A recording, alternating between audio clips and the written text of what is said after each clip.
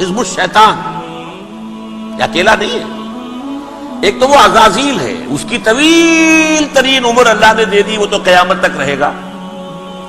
باقی بھی جنات جو ہیں ان کی نسل میں سے یا اس کی نوع میں سے، اس کی نسل میں سے جنات کی عمریں انسانوں کی عمروں سے زیادہ ہیں، بہت زیادہ ہیں، لیکن پھر بھی اتنی نہیں ہے۔ یہ خاص ہے اس کا معاملہ کہ اس نے کہا تھا رب انظرنی الی یوم یبعثون، مجھے دے دے مہلت اس وقت تک تاکہ میں ثابت کر کے دکھا دوں کہ جسے تو نے یہ خلافت دیا یہ اس کا اہل نہیں ہے۔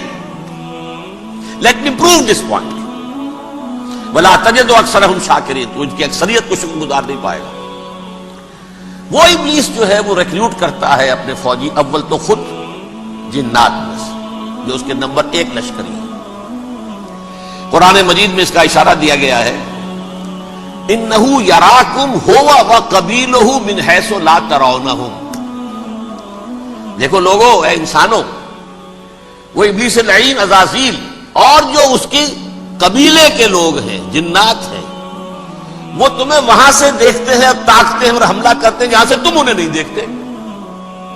وہ غیر مرئی ہیں، انویزیبل ہیں، تمہیں نظر نہیں آتے۔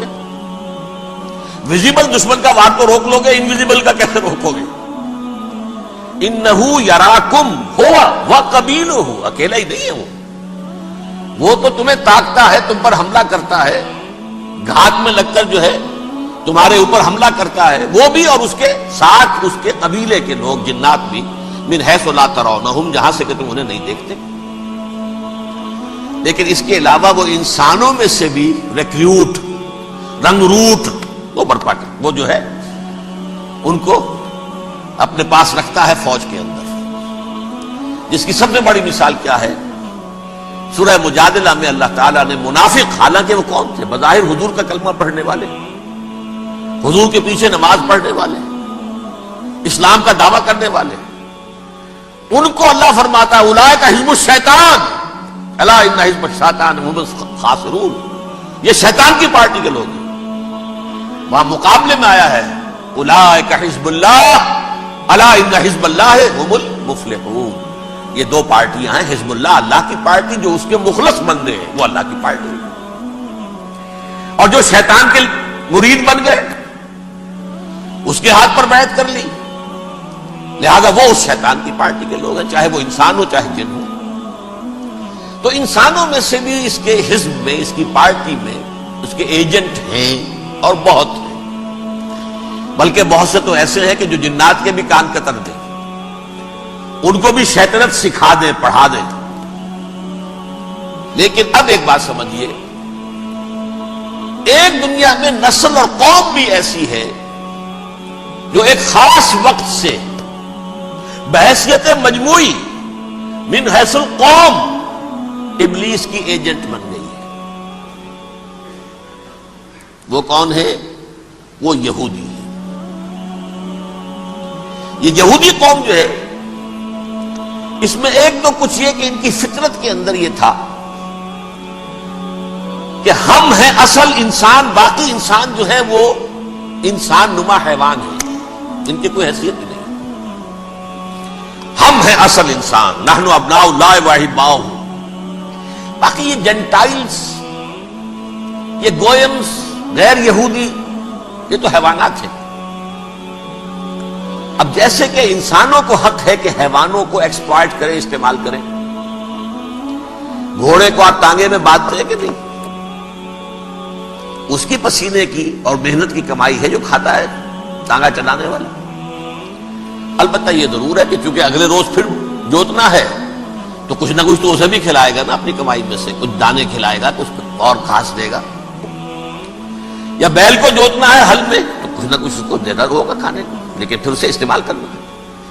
تو ان کا مستقل قول یہ ہے کہ اصل انسان ہم ہیں، باقی پوری نوع انسانی ہمارے لیے حیوانوں کے درجے میں، ہم چاہیں جس طرح انہیں استعمال کریں، ایکسپلائٹ کریں، دھوکہ دیں، جیسے چاہیں، لوٹیں، کھسوٹیں، سب کچھ کریں، بدہضی کریں، ان سے سود لیں، سب کریں، جو بھی ممکن طریقہ ہو، یہ ہمارے لیے ہم ڈومینیٹ کریں گے، اور یہ در حقیقت ہمارے اعلی کار ہیں۔ ایک تو اس اعتبار سے یہود بقیہ پوری نوع انسانی کے دشمن بن گئے۔ قرآن مجید کی وہ آیت بھی میں نے آپ کو سنائی ہے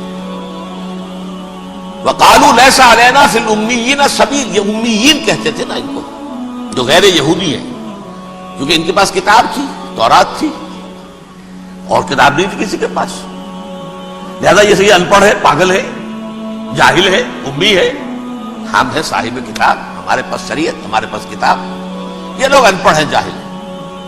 لیس علینا فی الامیین سبیل، ان امیین کو ہم لوٹیں، کھسوٹیں، دھوکہ دیں، فریب سے جو کریں، چوری کریں، ڈاکہ ڈالیں، جیب کے قطرے، جس طرح بھی کریں ہمارے لیے جائز ہے، ہمارے اوپر کوئی گرفت نہیں ہوگی۔ اللہ تعالیٰ ہم سے یہ نہیں پوچھے گا تم نے جھوٹ کیوں بولا تھا اس کے ساتھ، تم نے وعدہ خلافی کیوں کی تھی اس کے ساتھ، تم نے کیوں دھوکہ دیا تھا اس کو، تم نے کیوں اس کا مال جو ہے غبن کر لیا تھا، ہڑپ کر لیا تھا، نہیں، ہم پر پوچھیں گے۔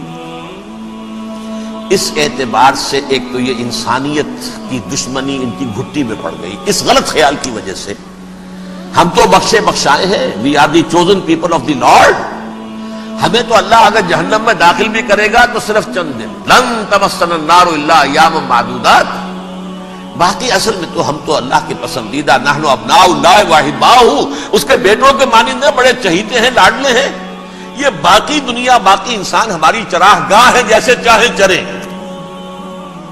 جس طرح چاہے ہڑپ کر جائیں۔ یہ تو ان کا پہلے سے مستقل معاملہ تھا، لیکن اس کے بعد ان کی تاریخ میں ایک دور وہ آیا جب حضرت مسیح علیہ السلام ان میں مبعوث کیے گئے۔ یہ 1400 سالہ تاریخ کا کلائمیکس ہے یہود کی۔ جب کتاب انہیں دی گئی تھی تورات حضرت موسیٰ کے ذریعے، وہ 1400 قبل مسیح کا واقعہ ہے۔ اس وقت سے لے کر اللہ کا وہ فضل ان پر ہوا، وہ فضل ان پر ہوا کہ کوئی ایک لمحہ ایسا نہیں آیا 1400 برس میں کہ ان کے ہاں کوئی نہ کوئی نبی موجود نہیں۔ یہ تار ٹوٹا ہی نہیں، 2 سے شروع ہوا، موسیٰ، ہارون علیہ السلام، اور 1400 برس کے بعد پھر آخری 2 ہیں، عیسیٰ اور یحییٰ علیہ السلام، یوں سمجھ لیجئے، اور اس کے درمیان یہ تار ہے، اور اس تار میں کوئی ایک لمحہ ایسا نہیں آیا کہ کوئی نبی موجود ہو۔ لیکن عیسیٰ اور موسیٰ کے درمیان 1400 برس ان کے جو ہیں، اس کا کلائمیکس ہے حضرت مسیح علیہ السلام کی بعثت، اور حضرت مسیح علیہ السلام کو جسے اللہ نے اپنی روح قرار دیا، روح منہ، کلمتہ القاها الی مریم، اللہ کا کلمہ، عظیم ترین معجزات۔ انہوں نے کیا کہا؟ یہ ولد الزنا ہے، حرام زادہ ہے، معاذ اللہ، نقل کفر نہ باشد، یہ جادوگر ہے، یہ مرتد ہے، یہ واجب القتل ہے۔ اصل حکومت اس وقت حکومتوں کی تھی حکومت، لیکن انہوں نے انہیں آٹونومی دے رکھی تھی، اپنے مذہبی معاملات ان خود طے کر سکتے۔ تو کائفاس جو اس وقت کا ان کا ہیڈ رپائی تھا سب سے بڑا، اس کی عدالت نے فیصلہ کیا مسیح کو سولی چڑھا دیا جائے۔ پائلیٹس پونٹس، اس کے پاس ان کے ارتاش پہنچ گئے، یہ ہمارا مجرم ہے مذہبی، یہ مرتد ہے، یہ کافر ہے، یہ جادوگر ہے، یہ واجب القتل ہے، اسے قتل کرو، سولی چڑھا دو۔ خیر وہ لمبی بات ہو جائے گی، اس نے تو اپنے ہاتھ دھوئے کہ صاحب ہمارے پاس کوئی جرم نہیں ہے اس کے خلاف، تم کہتے تو ٹھیک ہے سولی چڑھا دے دو۔ یہ دوسری بات ہے کہ اللہ نے حضرت مسیح کو اٹھا لیا آسمان پر، ان کی جگہ وہ شخص سولی چڑھا جس نے غداری کر کے گرفتار کروایا تھا، جوڈاس اسکریوٹ، اس کی شکل اللہ نے بدل دی حضرت مسیح کی سی، اور حضرت مسیح کو فرشتے اٹھا کے اوپر لے گئے، وہ زندہ آسمان پر اٹھا لیے گئے۔ اور یہ ساری تفاصیل نہ قرآن میں ہے نہ حدیث میں ہے، یہ انجیل میں ہے، لیکن انجیل کون سی؟ برناباس کی انجیل، gospel of the Lord according to Saint برناباس۔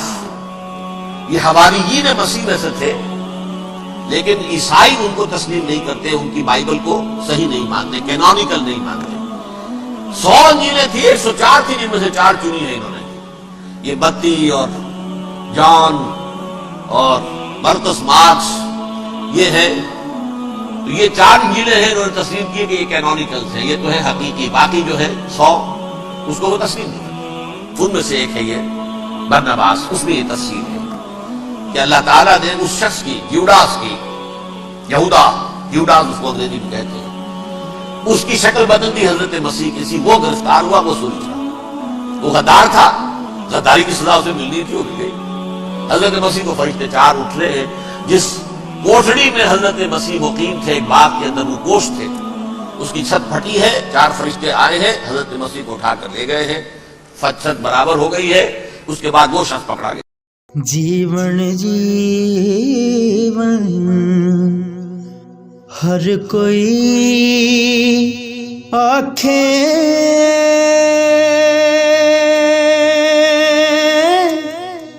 मौत खड़ी सर उत्ते,